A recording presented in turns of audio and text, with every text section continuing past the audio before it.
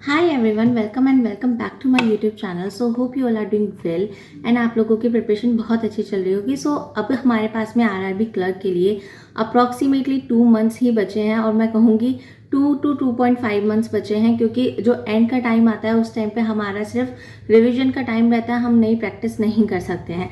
लेकिन आज की जो मैं वीडियो लेकर आई हूँ वो उस बेस पे लेकर आई हूँ कि आप क्या फॉलो करें जिससे कि आपका आरआरबी क्लर्क में आपके क्वांट में स्पेसिफिकली क्वांट में आपके मार्क्स बहुत अच्छे हो जाए और आप अप्रॉक्सीमेटली 30 से ऊपर ही स्कोर करें। मैं 35, मैं 40 आउट ऑफ 40 तो नहीं कह सकती, लेकिन हाँ, आप 35 तक तो अप्रॉक्सीमेटली स्कोर कर लेंगे, क्योंकि कुछ कुछ क्वेश्चन ऐसे होते हैं जिसमें हम नहीं कर पाते, और एक आधा चीज़ ऐसी होती है जिसमें हम मतलब कि अच्छे प्रो नहीं होते हैं।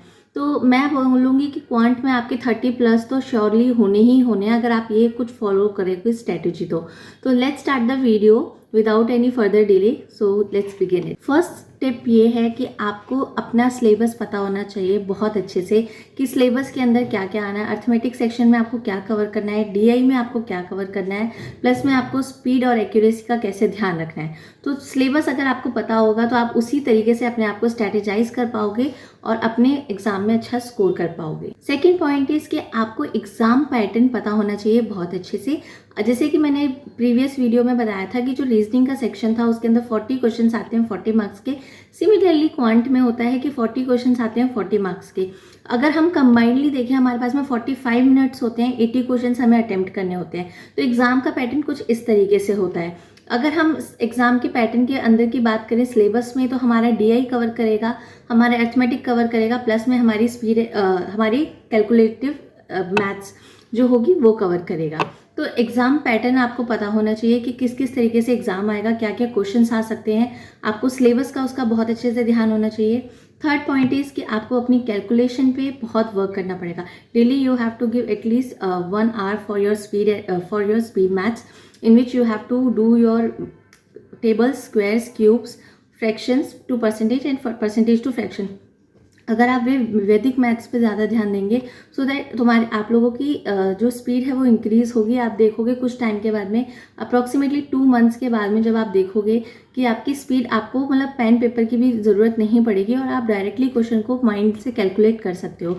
तो ये मेरी स्पीड जो बनी थी वो ऐसे ही नहीं बनी है, बहुत प्रैक्टिस करी है डेली के। मैंने 40 क्वेश्चन लगाए थे स्पीड एक्यूरेट, अपनी स्पीड को अच्छा करने के लिए क्वांट के अंदर, वैदिक मैथ्स में स्पेसिफिकली।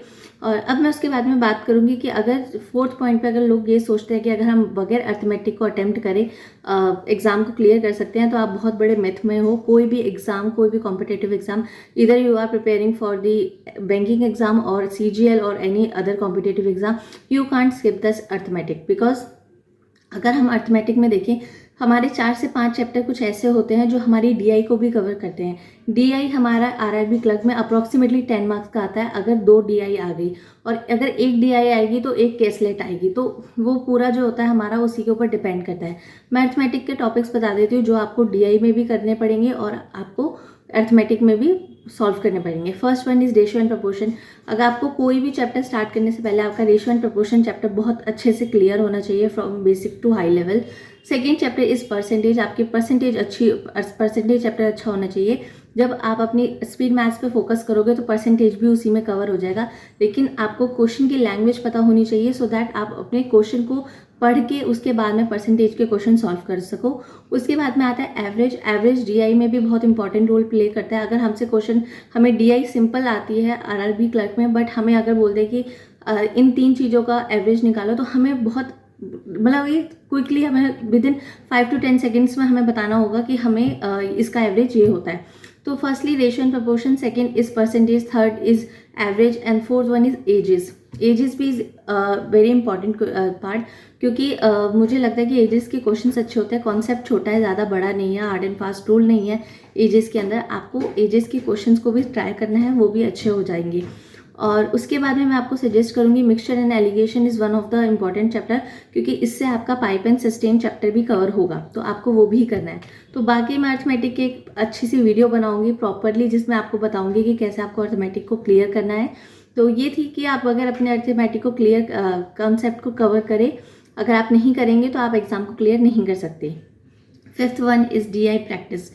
अगर आपका कितना भी अच्छी स्पीड हो, कितनी भी अच्छी आपकी कैलकुलेशन हो, कितनी भी अच्छी क्वांट हो, अगर आप डीआई को डेली के बेसिस पे नहीं मतलब कि सॉल्व करोगे, तो एग्ज़ाम के टाइम पे आप बहुत ज़्यादा मतलब कि पैनिक हो जाओगे और आप एक फैमिलियर नहीं हो सकते उस डीआई से कि आपको कैसे क्वेश्चन करना है, क्योंकि जब सडनली हमारे सामने स्क्रीन के ऊपर क्वेश्चन आता है तो हम लोग बहुत हौच पौच हो जाते हैं और हमारे को नहीं समझ में आता कि हमें कैसे कैलकुलेट करना है। तो डीआई की प्रैक्टिस आप डेली बेसिस पे करो, पाई चार्ट से रिलेटेड, एवरेज से रिलेटेड, बार ग्राफ वगैरह का, लीनियर ग्राफ वगैरह का, इन सब का टेबुलर बेस्ड आपको सब तरीके की डीआई प्रैक्टिस करनी है। प्री प्लस मेंस की भी आप अभी के अभी लगाओ, क्योंकि जो क्वेश्चन वहाँ पे जब मेंस में आएंगे तो आपको यही आपके बेसिक कवर करवा सकते हैं।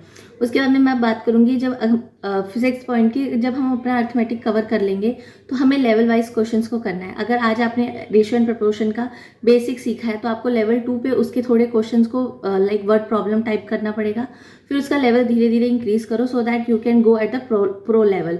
तो this is the thing that you must have to follow to clear any arithmetic question. Okay, last and very important topic is point is कि आपको mocks and quizzes daily basis पे देनी है। मॉक्स आप डेली बेसिस पे नहीं लगा रहे हो अभी, तो एटलीस्ट आप क्विजेस लगाओ 15-15 मिनट के, अड्डा 24/7 पे अवेलेबल है, प्रैक्टिस मॉक पे अवेलेबल है, आपको गाइडली पे मिल जाएंगी, आपको टेक्स्ट बुक पे मिल जाएगी। ये सारे प्लेटफॉर्म आपको फ्री ऑफ कॉस्ट पे आपको फ्री पीडीएफ वगैरह प्रोवाइड करते हैं। I am sorry for the background noise. तो आपको मॉक्स और क्विजेस भी डेली बेसिस पे लगानी। ये कुछ 7 पॉइंट थे जो मुझे लगता है बहुत बहुत ज़रूरी थे क्वांटिटेटिव एप्टीट्यूड में स्कोर करने के लिए। So this is all about this video guys, thank you so much. We will meet in the next video. Thank you so much.